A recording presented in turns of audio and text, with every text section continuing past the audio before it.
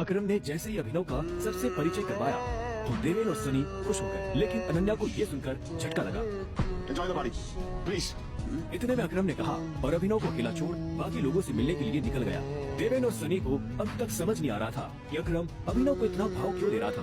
अभिनव को इस बात से कोई लेना देना नहीं था कि सनी और देवेन उसके बारे में क्या सोच रहे थे। उसकी आंखों के सामने बस रह रहकर अपने पिता की शक्ल आ रही थी। उसे वो रात याद आ रही थी जिस रात को राणा ने संजय को गोली मारी थी। अभिनव को ये भी याद आया कि उसे खुद भी गोली लगी थी, लेकिन उसकी किस्मत अच्छी होने की वजह से वो बच गया था।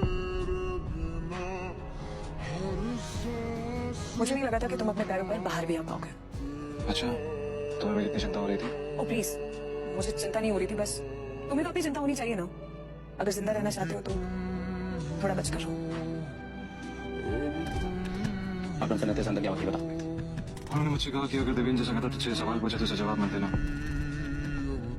अकरम ने जैसे ही अभिनव का सबसे परिचय करवाया तो देवेन और सनी खुश हो गए, लेकिन अनन्या को ये सुनकर झटका लगा। Enjoy the party, please. इतने में अकरम ने कहा और अभिनव को अकेला छोड़ बाकी लोगों से मिलने के लिए निकल गया। देवेन और सनी को अभी तक समझ नहीं आ रहा था कि अकरम अभिनव को इतना भाव क्यों दे रहा था।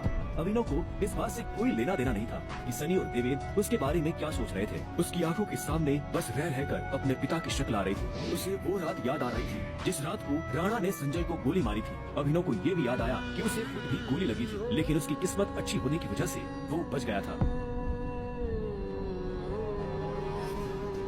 मुझे नहीं लगा था कि तुम अपने पैरों पर बाहर भी आ पाओगे।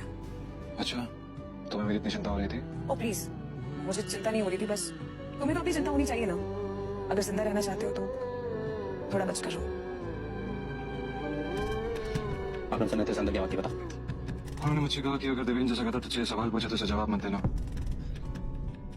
अकरम ने जैसे ही अभिनव का सबसे परिचय करवाया तो देवेन और सनी खुश हो गए, लेकिन अनन्या को ये सुनकर झटका लगा। Enjoy the party, please. इतने में अकरम ने कहा और अभिनव को अकेला छोड़ बाकी लोगों से मिलने के लिए निकल गया। देवेन और सनी को अभी तक समझ नहीं आ रहा था कि अकरम अभिनव को इतना भाव क्यों दे रहा था।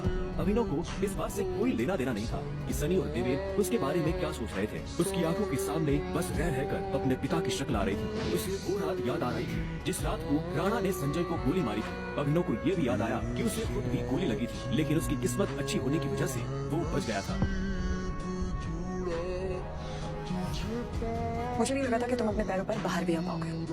अच्छा, तुम्हें मेरी इतनी चिंता हो रही थी? ओ प्लीज, मुझे चिंता नहीं हो रही थी, बस तुम्हें तो अपनी चिंता होनी चाहिए ना। अगर जिंदा रहना चाहते हो तो थोड़ा बचकर रहो।